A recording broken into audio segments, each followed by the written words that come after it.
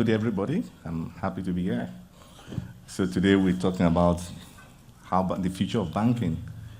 But sometimes when you want to talk about the future, you talk about tell stories. And I think I'm going to tell two stories. I think the first story is about the past. Even in England, there, maybe 120 years ago, if you wanted to go anywhere, you ride a horse. And then maybe people were breeding faster horses and everything. But ultimately, if we are going to conquer the world, we discovered that you can't make horses faster than a certain stage. You just have to think of something else. So we invented cars. And then you could drive around in cars. But that wasn't good enough. Then somebody has to find a way to overcome gravity. For millennia, for thousands of years, everybody knew if you threw something up, it's going to come down. But you have to have a different paradigm. Now, we invented planes. But that still wasn't good enough. Now, if you wanted to talk to anybody anywhere in the world, it's actually instant at the speed of light. Now, that's a paradigm shift. Now, that has become another story.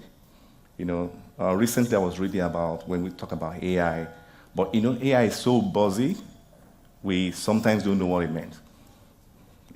It's just like, I'm sorry, it's like crypto, or sometimes like fintech. But when you look at the reality of what you can use with AI, you remember the story of Klarna. Recently, Klarna came out and they did a lot of magical things, right? I kept looking at that story and it kept eating at me. I said, what does this mean? It means that if you're going to change the paradigm of anything, you have to rethink everything entirely. And that is the foundation of Seabass. So today we're launching Seabass and we're rethinking entirely how banking should be. Banking itself may not change, but how banking is done is going to change. And that is where Seabass is coming about. So we talk about Seabass is platform agnostic, it's cloud native. Why is it cloud native? It's because the cloud it drives everything. Somebody mentioned today that the cloud is going to be one of the most powerful things that is happening because we're literally moving compute and how we do things from servers that we have locally to things that are extremely powerful that do interesting things.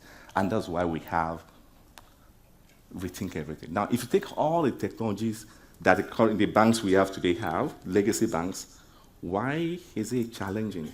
It's because those technology and how they serve customers are all tied to what? They are all tied to the current way of doing things. So just like those horses that you can't make faster, right? The technologies we have today for banking can't be made better beyond a certain stage. They can only be maybe incremental. But the demands of the world, of the kids growing up, the ones we call the Zoomers, right? I don't think they like that name because I don't think my daughter actually likes such names, right? She calls me Daddy O anyway, right? They live in a different world. Their needs can't be met by what we are. But banking itself will never change. So when we start thinking about Seabass, we start thinking of how would this change? We have to go back to the fundamentals.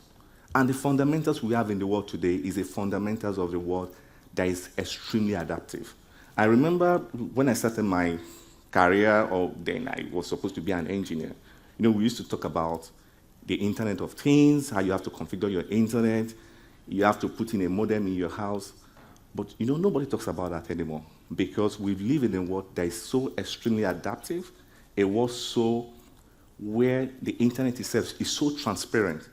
Now, when I'm here, I could see if anybody is pressing my door at home. I could see anywhere I want to do because everything has adapted. That's why today we built Seabass not just for now, but for it as a platform that allows banks to adapt to the needs of the customers. So the interesting thing about, when you talk about the future, the interesting thing is that sometimes we think we know the future. So we build for specific scenarios. This is how Zoomers or young Gen Zs will use banking. For some of us that are like Gen X, for example, sometimes they're giving us banking to imagine this is how we're going to use banking when we turn 50, when we turn 60, when we turn 70. But in reality, things don't go that way. So the fundamental of Seabass today is built on the paradigm that we don't even know what the future may be, but we build a foundation that is able to do what? Adapt to that future. So it means that if someone wants to use their banking or have financial services while scuba diving, that's fine. If somebody is doing that on holidays and they want to do anything, that's fine. You know, we're talking about banking as a service, we talk about embedded finance.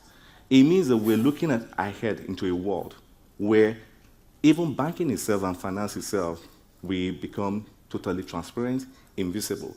The same way we don't talk about IoT anymore is the same way we're probably not going to talk about banking or embedded banking in 10 years' time.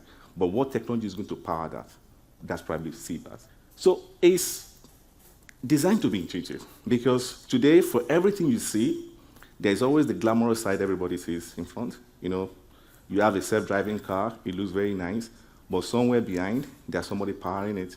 We just had the expose about Amazon Go, right? There are AIs behind, powering that as well. The truth is, no matter how interesting the interface looks like, what happens at the back is so important that if it doesn't work well, it's not going to work for anybody.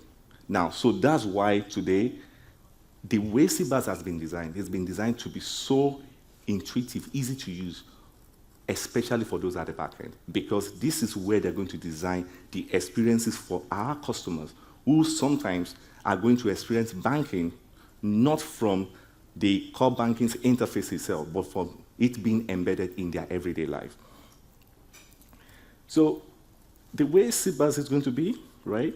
Imagine a world where customers' evolving needs are instantly kind of changed and evolved and kind of configured to meet your need today, and the same person, right, have a different need tomorrow. Or 3 or 4 of us have different needs today at the same time as well. These are the things at the back of our mind when we're designing Seabass. That's why we have to rethink everything from the word go.